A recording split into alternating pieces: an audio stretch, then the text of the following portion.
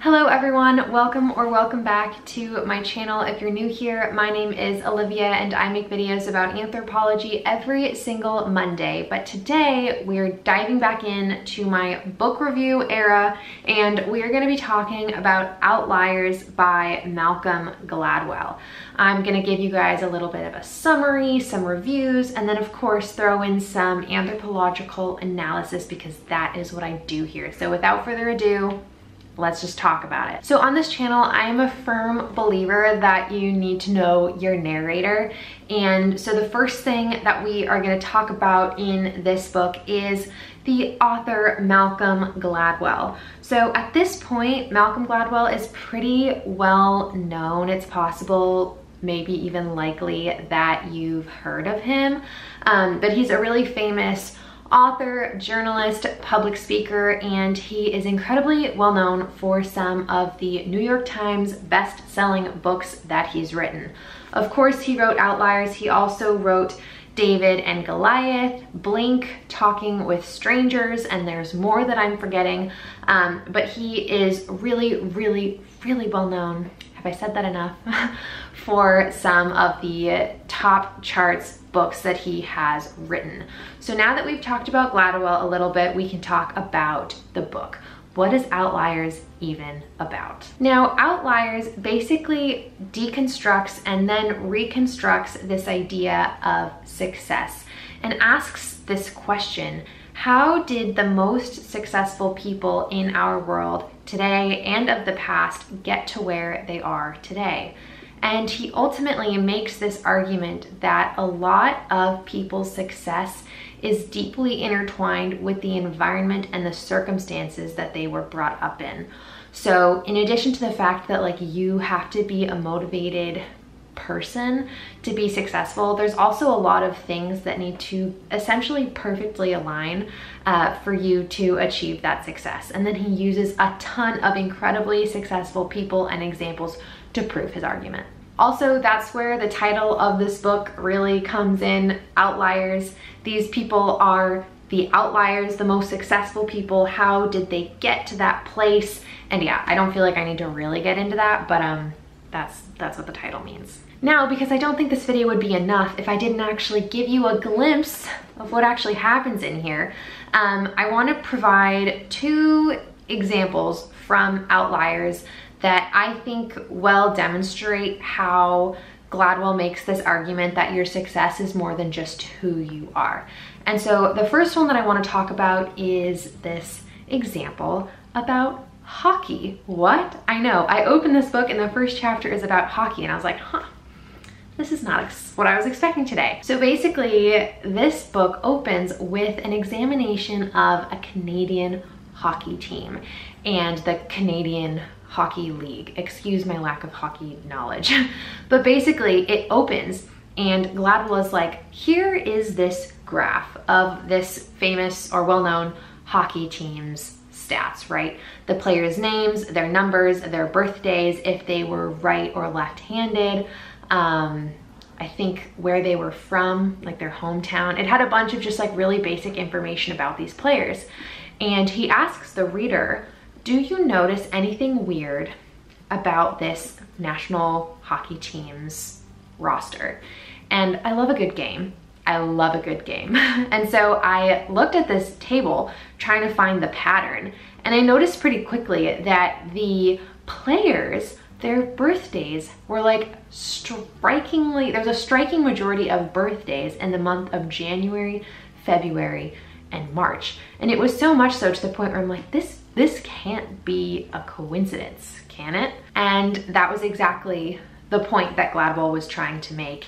And he basically argues that the time of your birth actually gave certain hockey players a developmental advantage over other hockey players when it came to being successful in the Canadian Hockey League. And usually this might be interpreted as kind of a flawed argument, but the reason it's not is because Gladwell then talks about how for these hockey teams in Canada, there's a very strict cutoff date for when you can join the team. I think it was at the end of the year.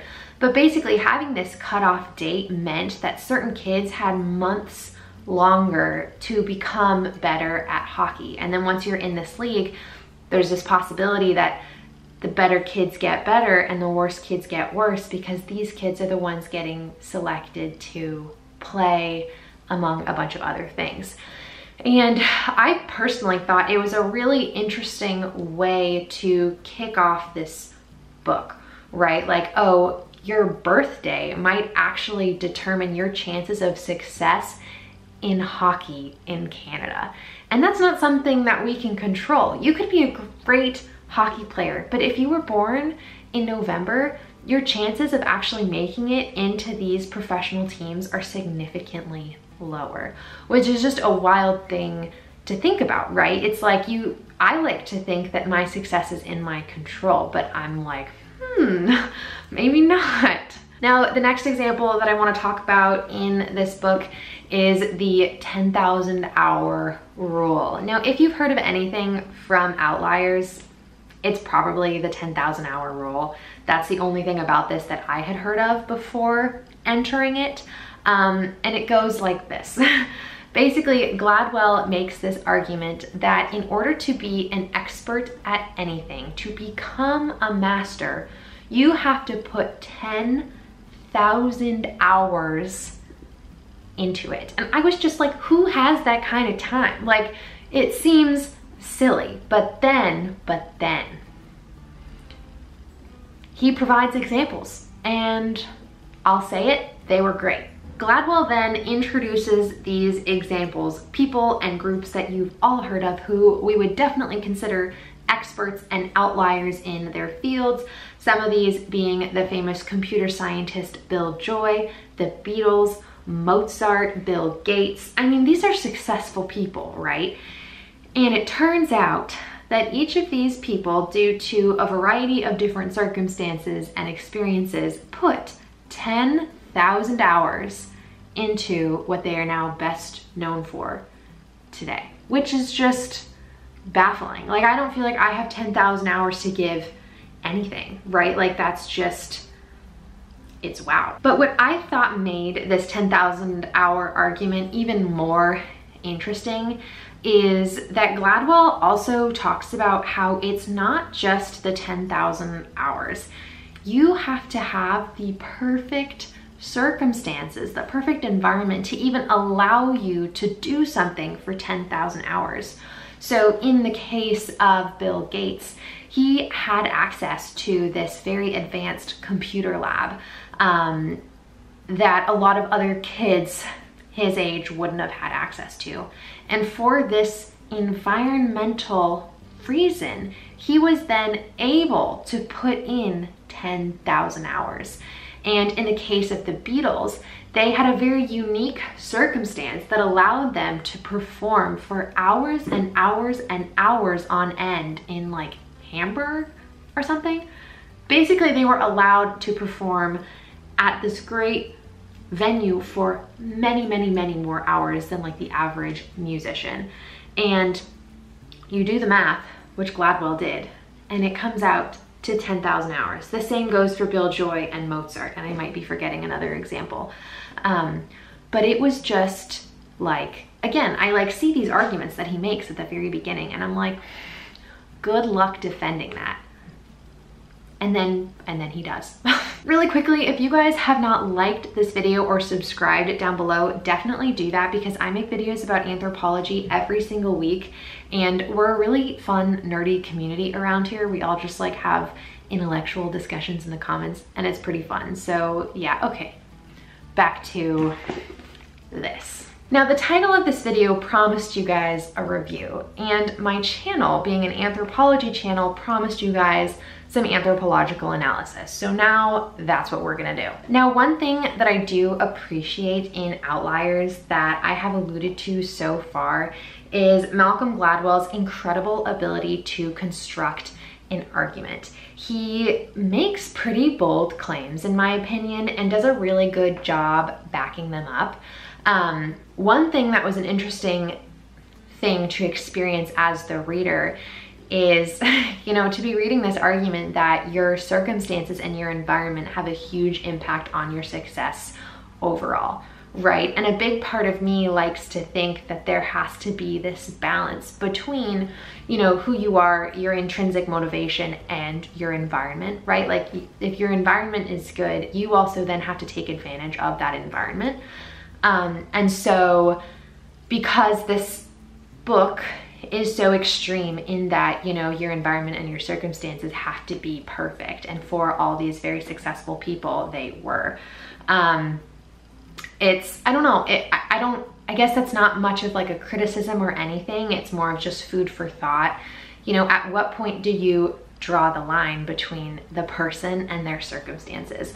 I think this adds a lot to the conversation about how, you know, some people do have access to more resources, and they have been fortunate enough to be raised in environments where they're able to take advantage of, you know, time, money, etc. And I like that this draws attention to that, because people definitely sometimes, you know, you are a product of your environment, right? And it's more difficult for certain people to achieve success. And I really like that side of this book, if you like go deeper and analyze it a little bit further. But yeah, I definitely want to say that I liked Outliers. I just like, now that I've finished, I'm definitely still thinking about where I personally draw this line between like the person and the environment. So if you have any thoughts on that, please let's talk about it in the comment section, because I'm dying for some closure and I don't think I'm gonna get it. So now for the best part of the video, we are gonna be talking about the anthropological implications of Outliers. Why am I even talking about this technically not anthropology book on this channel? Now, I love to read. Follow me on Goodreads. It's my most used social media app. I love to read, and I wasn't reading this for the video. I was just reading this because I wanted to. And about halfway through the book, starting with these blue tabs, this is irrelevant, I started to realize that there was anthropology in here. And it changed my perspective on how I was reading this book. So Outliers isn't an explicitly anthropology piece, but it pulls on a lot of work from sociology, psychology, and anthropology, which is exactly why I did want to talk about it on this channel. Gladwell actually quotes anthropologists, which I think is really wonderful, and you don't see that in a lot of books like this. So the reason that I wanted to bring this book to my channel more than anything when it comes to anthropology is I feel like for a book like this that talks about success, it would be really, really easy to construct this definition of success that's very connected to Western ideas and constructions of success, right? But Gladwell does not say that being successful is just one thing. He, throughout the entire book and all of the chapters, he uses so many cross-cultural examples and different ideas of success. He pulls on, you know, what sociologists are saying, what linguists are saying, what cultural anthropologists are saying from different regions all over the world, which there's this thing in a lot of the social sciences, this type of population that's, the acronym is weird. I believe it stands for Western, Educated, Industrialized. I'm gonna put the rest on the screen because I'm so bad and I don't remember the rest. But basically this very small section of the population, you know, that a lot of researchers are representing and a lot of the rest of the world gets left behind. But Gladwell uses a lot of really wonderful examples that show that success looks different everywhere. And again, I don't think that's his main goal here, but subliminally, that's what he's doing, and I really appreciated it. One of my favorite examples of this is he talks about this airline in Korea that had a disproportionate amount of plane crashes relative to other airlines. And they pulled in linguists, and they basically realized that there were a few layers happening, but some cultures have like placed a higher value on, you know, like hierarchy, so to speak, where there's a certain way that you speak to your like superiors. And then that combined with certain languages also, you know, you are more or less direct with certain things. So all of this put together, this is so simplified and dumbed down, and I'm sorry, but I've already been talking for so long.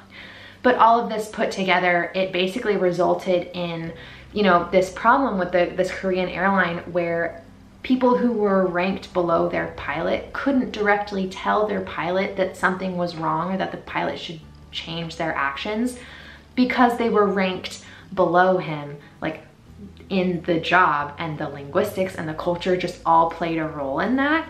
And it shows that if you look at culture and you look at language, you can actually change real outcomes. Like ever since then, they've had like no crashes. They like changed this entire system. I think now the main pilot language is like English. Guys, I'm totally rambling, but I think that example really, really demonstrates how relevant culture and linguistics are. And guys, anthropology is everywhere in here, even if the marketing scheme isn't going to tell you that. Look at the tabs. Look at the tabs. So that is all that I'm going to say about Outliers this week. Sorry for the ramble. Sorry if things didn't make sense. I'm trying to be a little bit more analytical on this channel this year. That seemed to be what everybody was requesting last year. So let me know what you guys think about these deeper dives into books and anthropology. And as always, let me know what you guys want to see next week. All right, you guys, have a great Monday. And yeah, okay, bye.